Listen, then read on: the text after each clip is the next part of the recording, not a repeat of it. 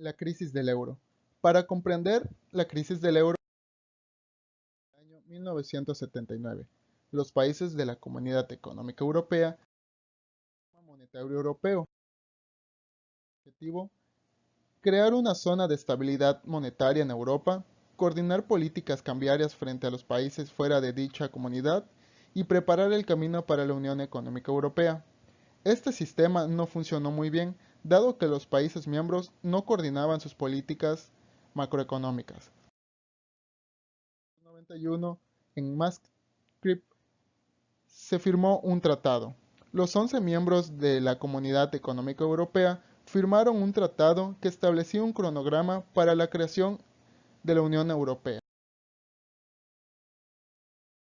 el euro y un banco central común. Dicho tratado, los países establecieron acordar coordinar sus políticas fiscales y monetarias, así como también se comprometieron a cumplir objetivos.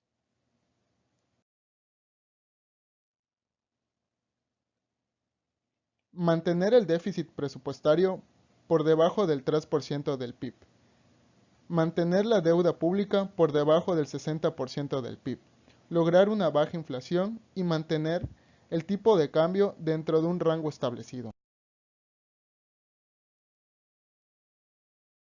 Dieron origen a dicha unión fueron Alemania, Austria, Bélgica, España, Finlandia, Francia, Irlanda, Italia, Luxemburgo, Países Bajos y Portugal, conociendo esta unión como la zona del euro. No obstante, se han incorporado 8 estados más, dentro de los que están Grecia, Eslovenia, Malta y Chipre, Eslovaquia, Estonia, Letonia y Lituania.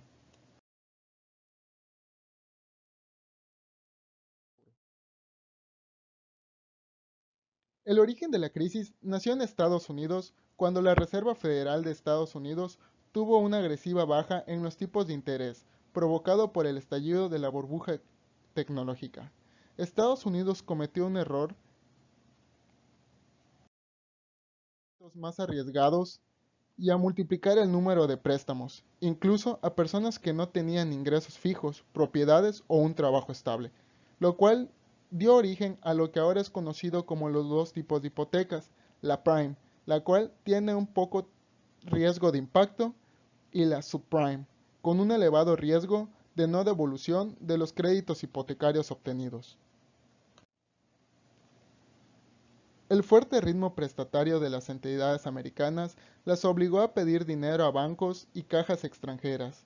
Estas no dudaban en entrar en el juego, pese a conocer el riesgo a que se estaban exponiendo en todo momento, así causando un desequilibrio comercial a nivel internacional.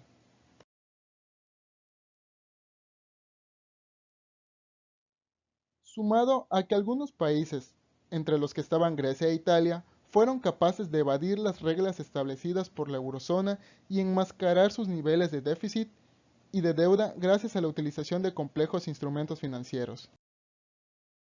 Fue así que en octubre de 2009 el Partido Socialista griego ganó las elecciones legislativas y George Papadreou llegó al poder. Este más tarde anunció que la situación económica del país era catastrófica y que el déficit presupuestario para aquel año sería del 12.5% en lugar del 3.7% que se había anunciado.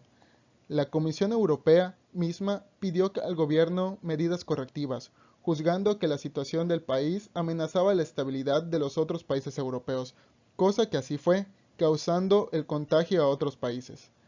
A partir del mes de mayo de 2010, los principales países europeos de ajuste económico, por ejemplo, en Portugal, Italia, Grecia y España, anunciaron severos recortes en el gasto público y aumentos de impuestos.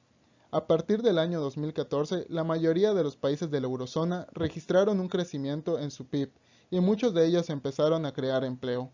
Ese año, el PIB conjunto de toda la zona creció un 1.4%.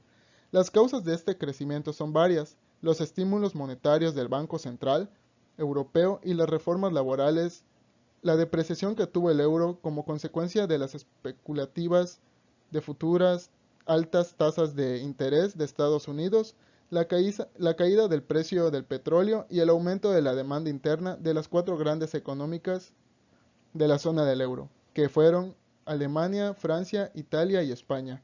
Por otro lado, en 2017 la economía conjunto creció a un nivel mayor que la economía de Estados Unidos, con un porcentaje del 0.5%.